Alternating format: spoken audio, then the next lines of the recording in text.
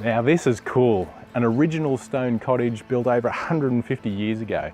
This was the home to a family building our nation and was built from stones excavated from the local creek.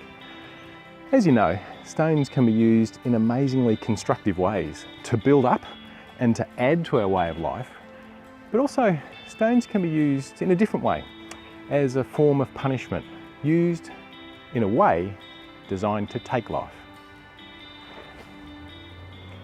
We see an example of this in the 1st century in the Middle East, as recorded by the reporter John in the Bible. There was an incident involving stones on one day when Jesus was teaching in the temple courts in Jerusalem. At this time, there were a group of religious people called Pharisees. They believed they could earn acceptance with God by simply obeying laws and being good. On this particular day, they interrupted Jesus and his teaching and dragged a woman caught in the act of adultery.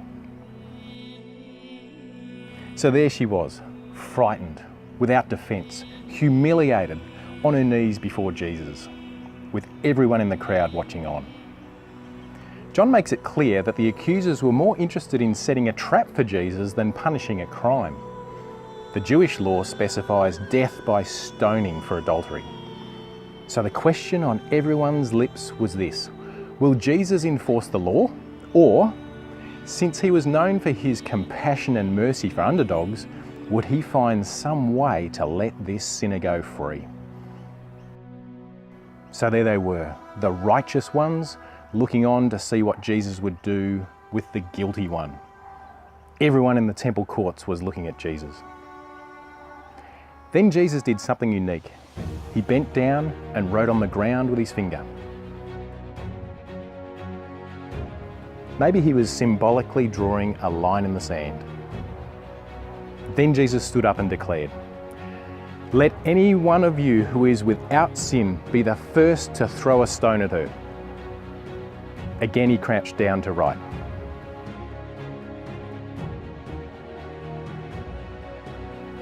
One by one, the accusers put down their stones and they walked away.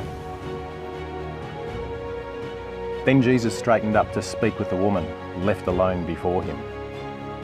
"Woman, where are they? Has no one condemned you?"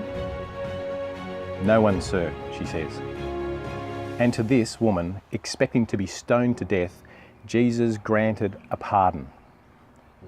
"Then neither do I condemn you. Go now and leave your life of sin." I must say I find this account very moving. In fact, it's one of my favourite stories from the Bible. And I've asked myself why, and I reckon it's because, well, firstly, I can really identify with those Pharisees and their stones. At times I really am judgmental and I think lesser of people if they've done something frustrating or stupid or something that just causes me pain or inconvenience.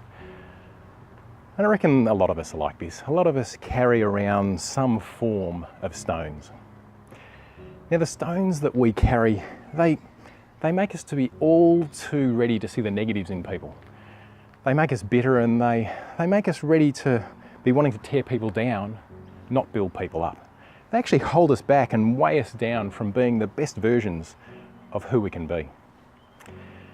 But interestingly, I can also very much relate to the woman. Making a mistake, not behaving in the right way, feeling condemned. There are times that I just do not measure up.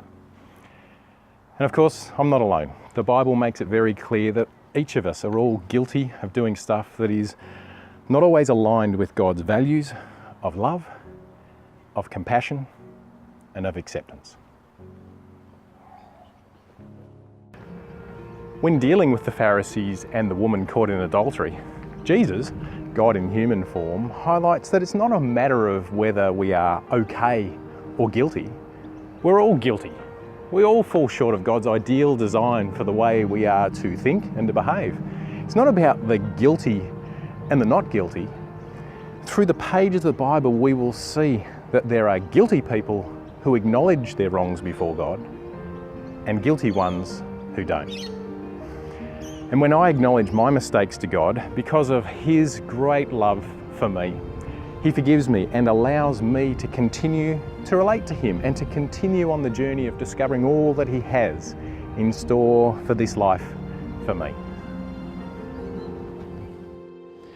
This scene from John chapter 8 is really quite amazing and yet disturbing. God encourages us that if we want to know more of him, more of the life of fulfillment that he has for us, then we're to become a little bit more like that woman. Trembling, humbled, without excuse, accepting that we do things wrong at times.